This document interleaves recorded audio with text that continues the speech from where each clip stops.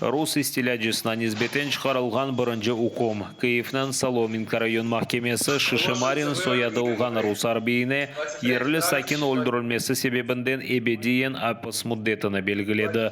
21 yaşında сержант Москва вилаетіндегі Кантемиров дивизиясы бөлігінен команданы Вадим Шишимарин ишгалчыларының колоннасынан берабер февральнан 24-нде Украина сыңырындан канунсыз кечті.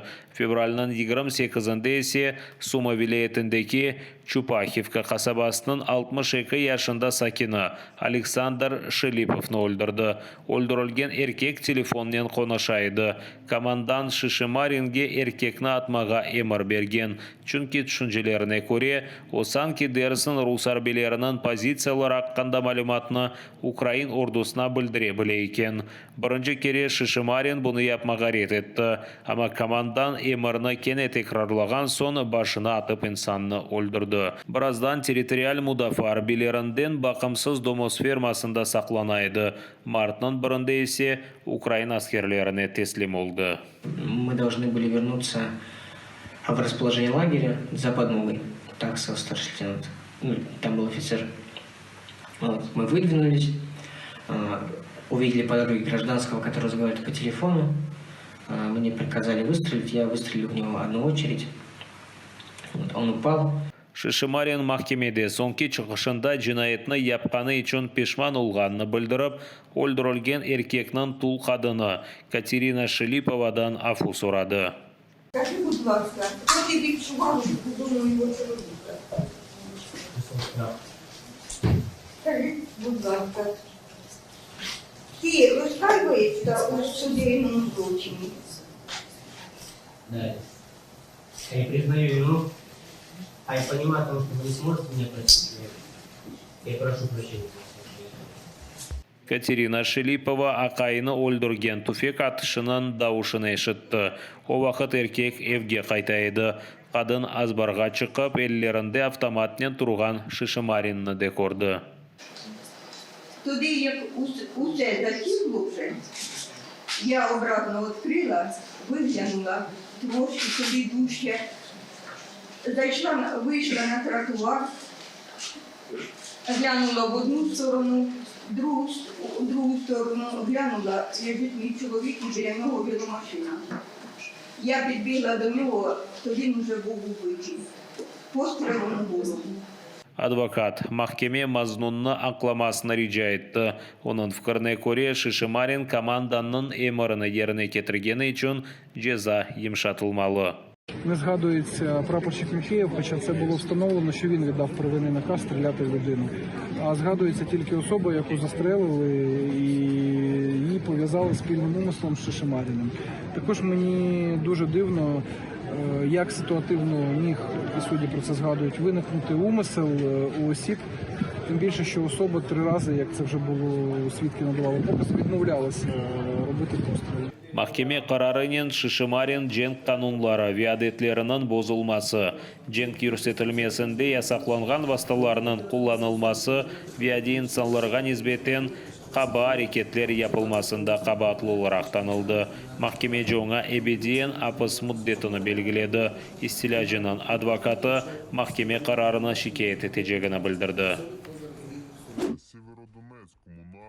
Rus işgalcileri Ukrayna'nın infrastrukturasını yok etmek için aviatsiyаны daha çok kullanı başladı. Bunu Ukrayna'nın baş ştabında haber ettiler. Şarkta şimdi en kergin vaziyettir. Anda imaycilerimiz düşmandan 11 ucumunu urup kaytardı.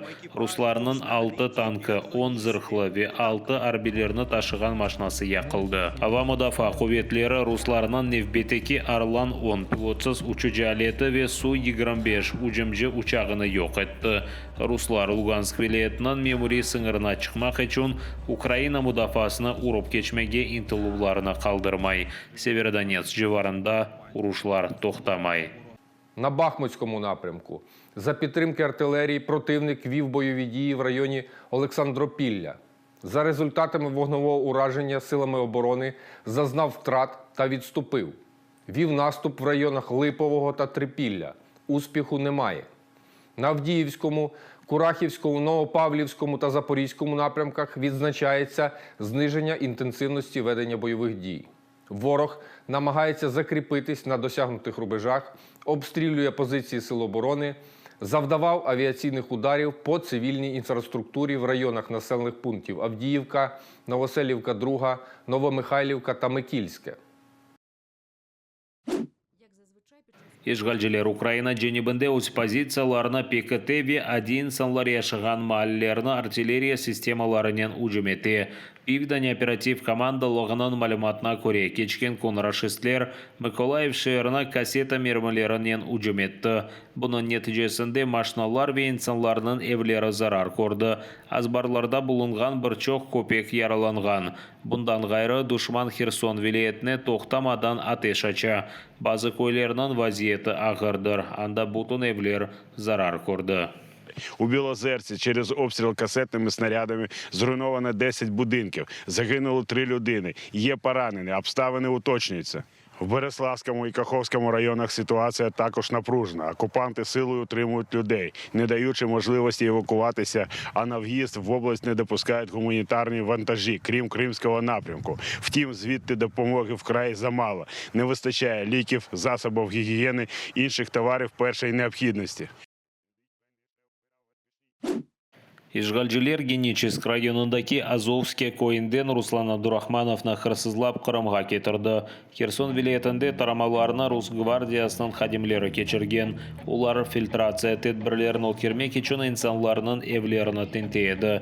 Тахмин етілгенне көре Шымда Абдурахмановны Ахмеджитеке СИЗОда тута білелер. Ишгалжилер оны Санки дерсін аскер адлы жемаат тешкілятында ве Қырымнан жемаат қамачавында иштирак еткенінде қабатлайлар. Аскер жемаат teşkilatının yol başçısı Lenur İslamov Ruslan Abdurahmanov'ның bu teşkilatқа hiç alakası yok deb bildirdi. Onun fikrine göre işgalciler yerli sakinlerini korkutmak için bunu uydurgan. Қырымда еркек мектеплешуде Украинаны дестеклегені үшін тұтылды. ФСБ хадимлер оны Санки дерсін зорбалыққа чағыруда қабатлай. Ишгалчилер айтқанына көре 29 яшында Қырым сакины группа чатында Украин миллетчілік шиарлары ве милли алиметіне көре зорбалыққа чағыров теспіріні язды. Bunun beraber ФСБ хадимлері Санки дерсін еркекнің әрекетлеріне Украин телекоровы тесір етті дей. Ишгалчилер Қырым сакиніне 5 жыллық қапыс жазасын белгілемеге істей. Рус ишгалчилері Херсон вилаятында уларнен ишбірлік yapmağa istеген çok insanını tapalmayıp вақыт репрессияларына кuvvetlештіре.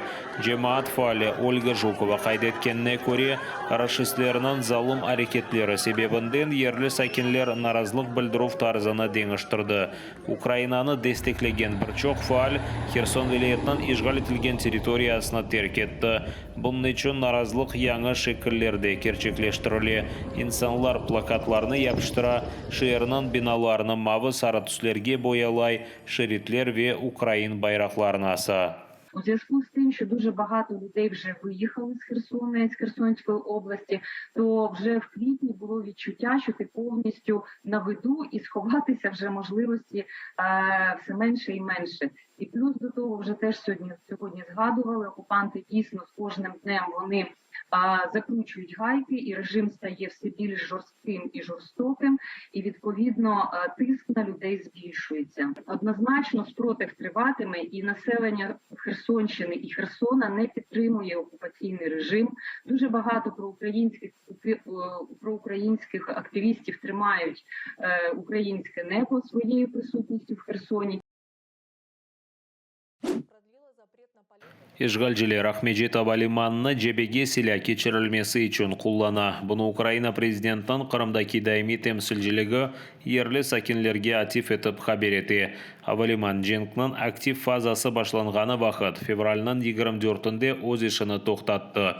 Ишгалчилер әр-афта Авалиман ішіні яңылатув мұддетіні башқа вақытқа қалдырмақта. Ерлі сакинлер Авалиманда арби юк ташыған учақлар қонғаныны хабер еті.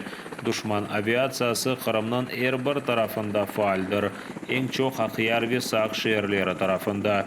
Анда Рус учақлары Одесса ve Миколаев vilayetlері tarafına uçuşlar yapıp raketalar ата. Bunun beraber bazı bir Karadeniz yalısında olған көй ve kasabаларға кіріш сыңырланған. Çünkü анда Rus arbileri yerleşmekte.